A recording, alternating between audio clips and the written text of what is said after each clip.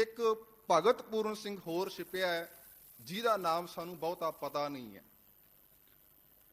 ਕਸ਼ਮੀਰ ਦੀ ਵਾਦੀ, ਜਿਸ ਨੂੰ ਦੁਨੀਆ ਦਾ ਸਵਰਗ ਕਿਹਾ ਜਾਂਦਾ ਹੈ।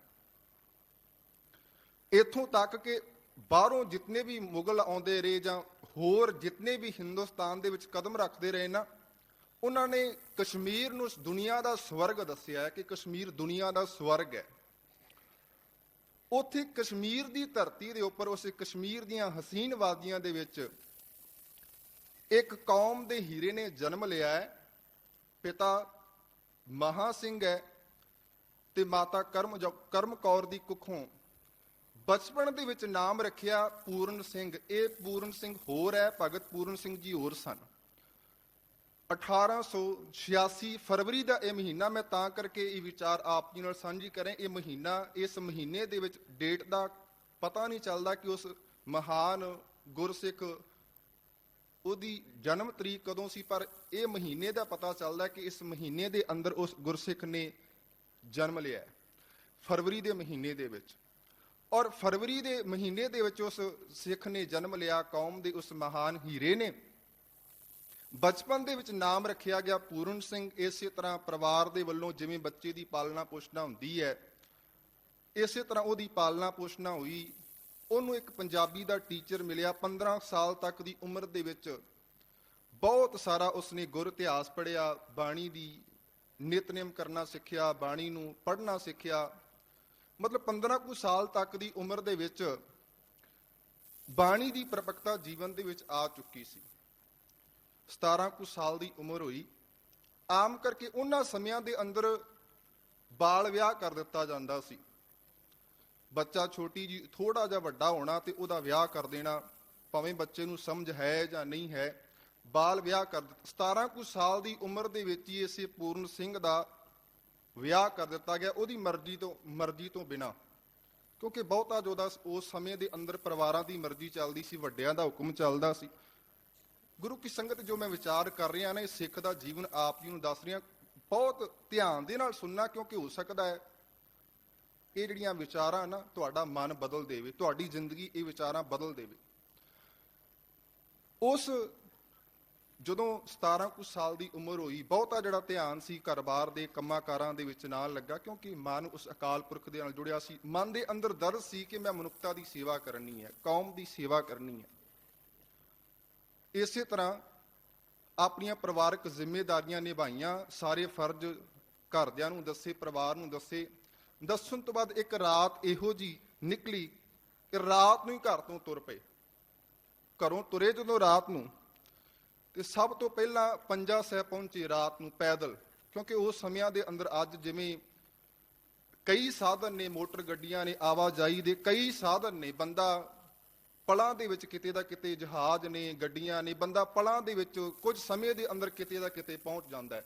ਨਾ ਕੋਈ ਉਸ ਸਮੇਂ ਮੋਬਾਈਲ ਸੀ, ਨਾ ਇਹੋ ਜਿਹੇ ਹੋਰ ਕੋਈ ਸਾਧਨ ਸਨ। ਮਤਲਬ ਇਹੋ ਜਿਹੇ ਵਿਖੜੇ ਪੈਂਡਿਆਂ ਦੇ ਵਿੱਚ ਪੈਦਲ ਰਾਤ ਨੂੰ ਤੁਰਿਆ ਤੇ ਪੰਜਾ ਸਾਹਿਬ ਦੀ ਧਰਤੀ ਦੇ ਉੱਪਰ ਪਹੁੰਚਿਆ।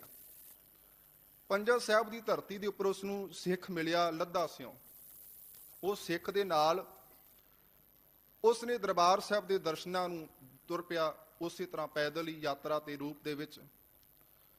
ਜਦੋਂ ਦਰਬਾਰ ਸਾਹਿਬ ਪਹੁੰਚਿਆ, ਦਰਬਾਰ ਸਾਹਿਬ ਤੋਂ ਪਹੁੰਚ ਕੇ ਦਰਬਾਰ ਸਾਹਿਬ ਦੇ ਦਰਸ਼ਨ ਕੀਤੇ ਤੇ ਮਨ ਦੇ ਅੰਦਰ ਖਿਆਲ ਆਇਆ ਕਿ ਮੈਂ ਹਜ਼ੂਰ ਸਾਹਿਬ ਦੇ ਦਰਸ਼ਨ ਕਰਕੇ ਆਉਣੇ ਨੇ। ਉਸ ਸਮੇਂ ਦੇ ਅੰਦਰ ਦੇਖੋ, ਬਹੁਤਾ ਕੋਈ ਆਵਾਜਾਈ ਦੇ ਸਾਧਨ ਨਹੀਂ ਸਨ, ਪਰ ਦਰਬਾਰ ਸਾਹਿਬ ਤੋਂ ਕੇਵਲ ਤੇ ਕੇਵਲ ਪੈਦਲ ਜੋ ਹੈ ਤੁਰ ਪਿਆ। ਹੁਣ ਦਰਸ਼ਨ ਕਰਕੇ ਆਉਣੇ ਹਜ਼ੂਰ ਸਾਹਿਬ ਦੇ। ਉਸ ਹਜ਼ੂਰ ਸਾਹਿਬ ਦੀ ਮਤਲਬ ਇੱਕ ਨਾ ਵਿਖੜਾ ਪੈਂਡਾ ਤੈਅ ਕਰਕੇ ਹਜ਼ੂਰ ਸਾਹਿਬ ਦੀ ਧਰਤੀ ਦੇ ਉੱਪਰ ਨਤਮਸਤਕ ਹੋਇਆ ਸਤਿਗੁਰਾਂ ਦੇ।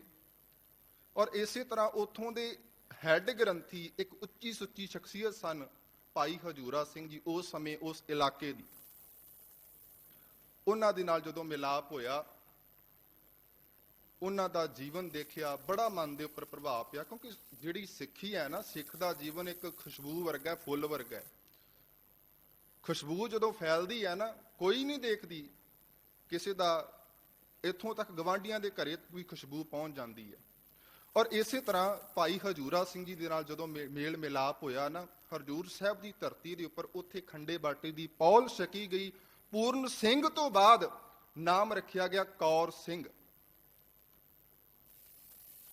ਹਜ਼ੂਰ ਸਾਹਿਬ ਦੀ ਧਰਤੀ ਦੇ ਉੱਪਰ ਰਹਿ ਕੇ ਇਸੇ ਤਰ੍ਹਾਂ ਉਹਨਾਂ ਨੇ ਪ੍ਰਾਤਨ ਜੋ ਬਾਣਾ ਸੀ ਨਾ ਅਕਾਲੀਆਂ ਵਾਲਾ, ਸਿਰ ਤੇ ਦਮਾਲਾ ਸਜਾਉਣਾ, ਚੱਕਰ ਲਾਇਆ, ਉੱਪਰ ਤਨ ਦੇ ਉੱਪਰ ਸ਼ਸਤਰ ਸਜਾਏ, ਖੰਡਾ ਸਜਾਇਆ, ਪੁਰਾਤਨ ਬਾਣੇ ਦੇ ਪਹਿਨਣ ਦੇ ਕਰਕੇ ਨਾਮ ਕੌਰ ਸਿੰਘ ਦੇ ਨਾਲ ਅਕਾਲੀ ਕੌਰ ਸਿੰਘ ਪੈ ਗਿਆ।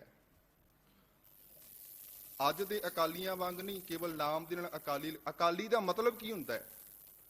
ਅਕਾਲੀ ਦਾ ਮਤਲਬ ਹੈ ਅਕਾਲ ਨੂੰ ਮੰਨਣ ਵਾਲਾ। ਤੇ ਅੱਜ ਦੇ ਅਕਾਲੀ ਤਾਂ ਪਤਾ ਨਹੀਂ ਕਿੱਥੇ ਕਿੱਥੇ ਜਾ ਕੇ ਸ਼ਨੀ ਨੂੰ ਤੇਲ ਚੜਾਉਂਦੇ ਨੇ, ਦੇਵੀ ਦੇਵਤਿਆਂ ਨੂੰ। ਮਤਲਬ ਅਕਾਲੀ ਸ਼ਬਦ ਨੂੰ ਵੀ ਬਦਨਾਮ ਕਰ ਦਿੱਤਾ ਗਿਆ। ਸੋ ਉਸ ਮਹਾਨ ਸਿੱਖ ਅਕਾਲੀ ਕੌਰ ਸਿੰਘ ਨਾਮ ਰੱਖਿਆ ਗਿਆ। ਬੜੀ ਉਸ ਜਗ੍ਹਾ ਦੇ ਉੱਪਰ ਰਹਿ ਕੇ ਉਸਨੇ ਸੇਵਾ ਕੀਤੀ। ਇੱਥੋਂ ਤੱਕ ਕਿ ਸਿੱਖ ਧਰਮ ਦੇ ਇਤਿਹਾਸਿਕ ਗ੍ਰੰਥਾਂ ਤੋਂ ਇਲਾਵਾ ਹੋਰ ਬਹੁਤ ਸਾਰੇ ਧਰਮਾਂ ਦਾ ਉਹਨੇ ਅਧਿਐਨ ਕੀਤਾ ਹਜ਼ੂਰ ਸਾਹਿਬ ਦੀ ਧਰਤੀ ਦੇ ਉੱਪਰ ਰਹਿ ਕੇ।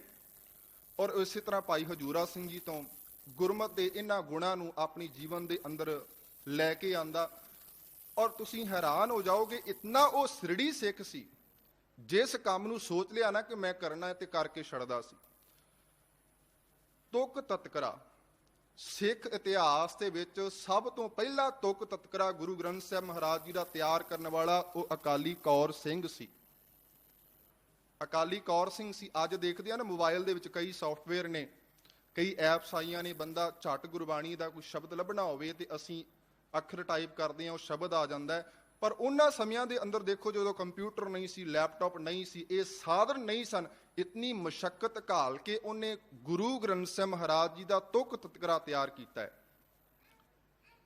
ਔਰ ਉਹ ਕਹਿ ਸਕਦੇ ਹਾਂ ਕਿਸੇ ਵੀ ਸਿੱਖ ਵਿਦਵਾਨ ਦੇ ਲਈ ਉਸ ਤੁਕ ਤਤਕਰੇ ਤੋਂ ਬਿਨਾਂ ਉਹ ਅਧੂਰਾ ਹੈ ਸਿੱਖ ਵਿਦਵਾਨ ਉਸ ਸਮੇਂ ਦੇ ਅੰਦਰ। ਅਜੋਕੇ ਸਮੇਂ ਦੇ ਅੰਦਰ ਵੀ ਉਸ ਤੁਕ ਤਤਕਰੀ ਦੀ ਬਹੁਤ ਅਹਿਮੀਅਤ ਹੈ, ਬਹੁਤ ਵੱਡੀ ਦੇਣ ਹੈ ਅਕਾਲੀ ਕੌਰ ਸਿੰਘ ਜੀ ਦੀ। ਔਰ ਇਸੇ ਤਰ੍ਹਾਂ ਉਹਨੇ ਕਈ ਸਾਲ ਰਹਿ ਕੇ ਉਹਨਾਂ ਨੇ ਹਜ਼ੂਰ ਸਾਹਿਬ ਸਿੱਖ ਧਰਮ ਦੇ ਉੱਪਰ ਜਾਂ ਹੋਰ ਧਰਮਾਂ ਦੇ ਉੱਪਰ ਅਧਿਐਨ ਕੀਤਾ। ਔਰ ਇਸੇ ਤਰ੍ਹਾਂ ਉਹਨਾਂ ਨੇ ਹੋਰ ਕਈ ਧਾਰਮਿਕ ਸਥਾਨਾਂ ਦੀ ਯਾਤਰਾ ਕੀਤੀ, ਧਾਰਮਿਕ ਸਥਾਨਾਂ ਦੇ ਉੱਪਰ ਜਾ ਕੇ ਸਿੱਖੀ ਦਾ ਪ੍ਰਚਾਰ ਕੀਤਾ। ਸਿੱਖੀ ਦਾ ਪ੍ਰਚਾਰ ਕਈ ਦਿਨ ਉਹਨਾਂ ਨੇ ਦੀਵਾਨ ਸਜਾਉਣੇ, ਗੁਰਮਤਿ ਦੀਆਂ ਗੱਲਾਂ, ਤਤ ਗੁਰਮਤਿ ਦੀਆਂ ਗੱਲਾਂ ਸੰਗਤ ਨੂੰ ਸਮਝਾਉਣੀਆਂ। ਸੰਗਤ ਨੂੰ ਸਮਝਾਉਣ ਤੋਂ ਬਾਅਦ ਖੰਡੇ ਬਾਟੇ ਦੀ ਪੌਲ ਛਕਾਉਣੀ ਉਹਨਾਂ ਨੂੰ। ਅੱਜ ਤੁਸੀਂ ਕਾਬਲ ਦੇ ਅੰਦਰ ਸਿੱਖ ਦੇਖਦੇ ਹੋ ਨਾ, ਤੁਸੀਂ ਇਤਿਹਾਸ ਦੇ ਵਿੱਚ ਜ਼ਿਕਰ ਆਉਂਦਾ ਕਿ ਕਾਬਲ ਦਾ ਇੱਕ ਪਿੰਡ ਹੈ ਲਾਲਪੁਰਾ। ਉਸ ਲਾਲਪੁਰੇ ਦੇ ਵਿੱਚ ਜਦੋਂ ਕਾਬਲ ਦੇ ਵਿੱਚ ਇਹ ਪਹੁੰਚੇ ਅਕਾਲੀ ਕੌਰ ਸਿੰਘ ਜੀ, ਅਕਾਲੀ ਕੌਰ ਸਿੰਘ ਜੀ ਨੇ ਉੱਥੇ ਰਹਿ ਕੇ ਕਈ ਦੀਵਾਨ ਸਜਾਏ, ਇਸੇ ਤਰ੍ਹਾਂ ਗੁਰਮਤਿ ਤੇ ਗੁਰਬਾਣੀ ਦਾ ਕੀਰਤਨ, ਇਸੇ ਤਰ੍ਹਾਂ ਉਹਨਾਂ ਨੇ ਵਿਚਾਰਾਂ ਕਰਨੀਆਂ। ਔਰ ਕਹਿੰਦੇ ਕਿ ਜਦੋਂ ਵਿਚਾਰਾਂ ਕਰਨ ਤੋਂ ਬਾਅਦ, ਜਦੋਂ ਦੀਵਾਨ ਲੱਗਣ ਤੋਂ ਬਾਅਦ ਅਖੀਰਲਾ ਦਿਨ ਸੀ ਨਾ, ਜਦੋਂ ਖੰਡੇ ਬਾਟੇ ਦੀ ਪੌਲ ਛਕਾਈ ਜਾਣੀ ਸੀ, ਤੇ ਉੱਥੋਂ ਦੇ ਜਿੰਨੇ ਵੀ ਮੁਸਲਮਾਨ ਸਨ ਨਾ, ਉਹ ਸਾਰੇ ਇਕੱਠੇ ਹੋ ਕੇ ਆ ਗਏ। ਹੁਣ ਕਾਬਲ ਜੋ ਹੈ ਮੁਸਲਮਾਨਾਂ ਦਾ ਗੜ੍ਹ ਹੈ, ਕਾਬਲ ਮੁਸਲਮਾਨਾਂ ਦਾ ਗੜ੍ਹ ਹੈ। ਉੱਥੇ ਸਿੱਖੀ ਦਾ ਪ੍ਰਚਾਰ ਕਰਨਾ ਕਿੱਡੀ ਵੱਡੀ ਗੱਲ ਹੈ। ਉਹ ਸੂਰਮਾ ਹੋਏਗਾ ਨਾ ਜਿਹੜਾ ਮੁਸਲਮਾਨਾਂ ਦੇ ਗੜ੍ਹ ਦੇ ਵਿੱਚ ਰਹਿ ਕੇ ਸਿੱਖੀ ਦਾ ਪ੍ਰਚਾਰ ਕਰ ਰਿਹਾ ਹੈ। ਉਹ ਕਾਬਲ ਦੇ ਵਿੱਚ ਰਹਿ ਕੇ ਉਹਨਾਂ ਨੇ ਸਿੱਖੀ ਦਾ ਪ੍ਰਚਾਰ ਕੀਤਾ ਤੇ ਜਿੰਨੇ ਵੀ ਉੱਥੋਂ ਦੇ ਮੁਲਾਣੇ ਮੌਲਵੀ ਸਾਰੇ ਇਕੱਠੇ ਹੋ ਕੇ ਵਿਉਂਤ ਬਣਾਈ। ਕਿਉਂਕਿ ਉਹਨਾਂ ਨੂੰ ਚੁਭਦਾ ਸੀ ਕਿ ਸਿੱਖੀ ਦਾ ਪ੍ਰਚਾਰ ਇੱਥੇ ਹੋਣਾ ਨਹੀਂ ਚਾਹੀਦਾ। ਉਹਨਾਂ ਨੇ ਵਿਉਂਤ ਬਣਾਈ ਕਿ ਜਿਹੜੇ ਵੀ ਇਹ ਸਿੱਖ ਨੇ, ਇਹਨਾਂ ਨੂੰ ਮਤਲਬ ਇਹਨਾਂ ਦਾ ਸਿੱਖੀ ਦਾ ਬੀਜ ਜੋ ਹੈ ਨਾਸ਼ ਕਰ